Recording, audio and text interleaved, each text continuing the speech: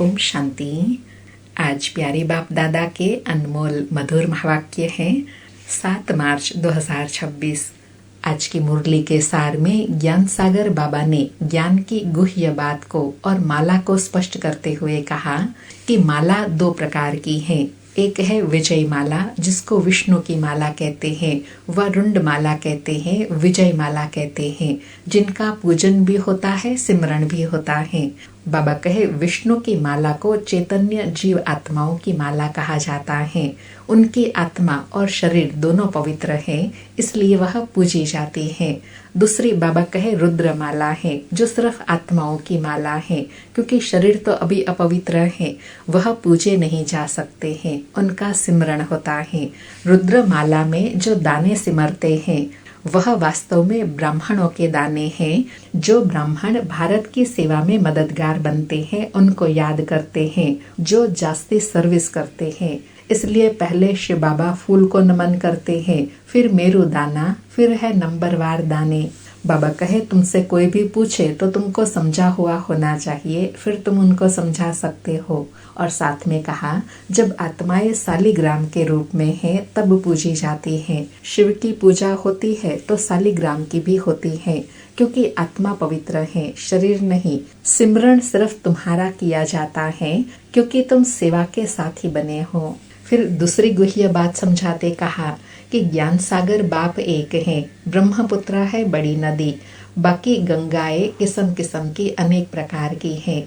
और साथ में कहा कि नंबरवार जिसमें ज्ञान अच्छा है उनको सरोवर कहा जाता है, इसलिए सरोवर की महिमा भी है। कहते हैं मान सरोवर में स्नान करने से परिजादे बन जाते हैं।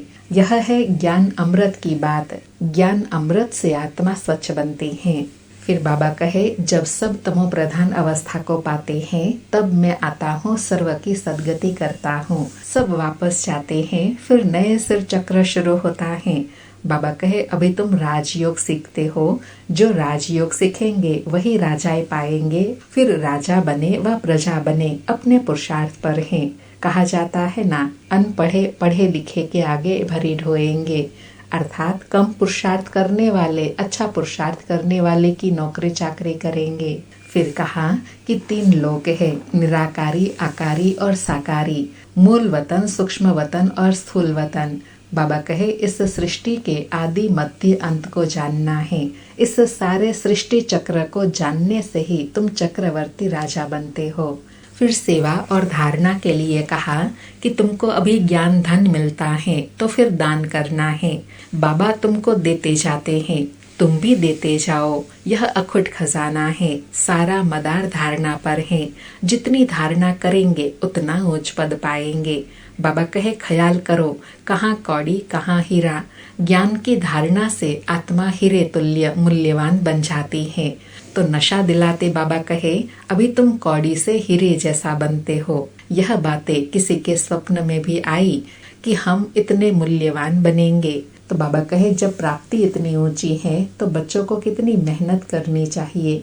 और लास्ट में अटेंशन दिलाया कि इस पढ़ाई से हम विश्व के मालिक बनते हैं, तो कितना खबरदारी से पढ़ना और पढ़ाना चाहिए।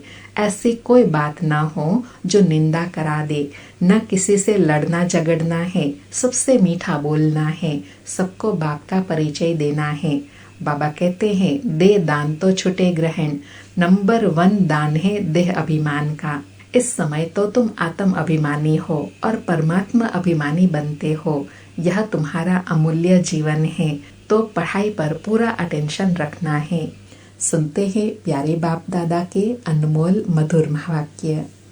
आज बाबा कहे मीठे बच्चे, तुम इस समय बाप के साथ सेवा में मददगार बने हो, इसलिए तुम्हारा सिमरण होता है, पूजन नहीं, क्योंकि शरीर अपवित्र है।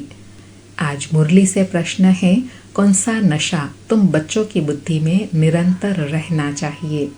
उत्तर में बाबा कहे हम शिव बाबा के बच्चे हैं, उनसे राजयोग सीख स्वर्ग की राजाई का वर्षा लेते हैं। यह नशा तुम्हें निरंतर रहना चाहिए। विश्व का मालिक बनना है तो बहुत खबरदारी से पढ़ना और पढ़ाना है। कभी भी बाप की निंदा नहीं करानी है, किसी से भी लड़ना झगड़ना नहीं है। तुम कौड़ी से हीरे जैसा बनते हो तो अच्छी रीति धारणा करनी है। आज मुरली में गीत बजा, जो पिया शिव बाबा के साथ हैं उनके लिए ज्ञान बरसात हैं। आज धारणा के लिए मुख्य सार है। पहला, सबसे मीठा बोलना है। ऐसी कोई बात नहीं करनी है जिससे बाप की निंदा हो। देह अभिमान का दान कर आत्म अभिमानी और परमात्मा अभिमानी बनना है। दूसरा पॉइंट, जो ज्ञान धन मिलता है उसका दान करना है। पढ़ाई से राजाई मिलती है, इस नशे में स्थायी रहना है। अटेंशन देकर पढ़ाई पढ़नी है। आज प्यारे बाबा का वरदान है, साक्षीपन की सीट द्वारा परेशानी शब्द को समाप्त करने वाले त्रिकालदर्शी भव।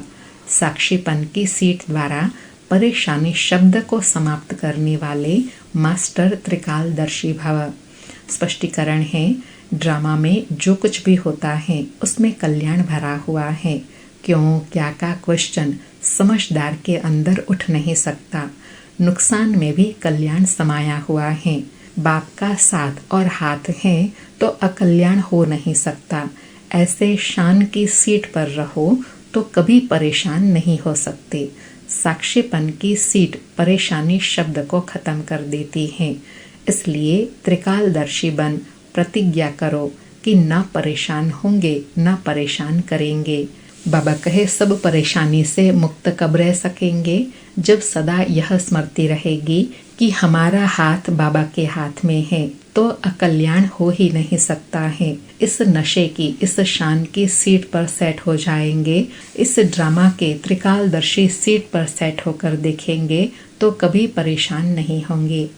आज का स्लोगन है, अपनी सर्व कर्म इंद्रियों को ऑर्डर प्रमाण चलाना ही स्वराज्य अधिकारी बनना है।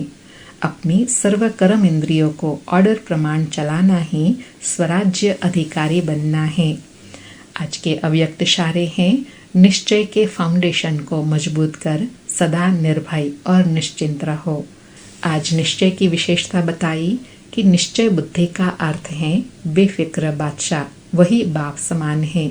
विनाशी धन वाले जितना कमाते उतना समय प्रमाण फिक्र में रहते, लेकिन जिन्हें फेथ है कि हम ईश्वरीय खजानों के मालिक और परमात्मा बालक हैं, वह सदा ही स्वप्न में भी बेफिक्र बादशाह हैं, क्योंकि उनको विश्वास है कि यह ईश्वरीय खजाने इस जन्म में तो क्या, लेकिन अनेक जन्म साथ हैं, साथ रहेंगे।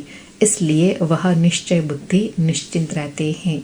बाबा कहे, निश्चय बुद्धि अर्थात बेफिक्र बादशाह, जब यह विश्वास और निश्चय रहे कि हम सर्व ईश्वरीय खजानों के मालिक हैं और बालक हैं, जिन खजानों को कभी भी कोई लूट नहीं सकता, जो 21 जन्म साथ चलने वाले हैं।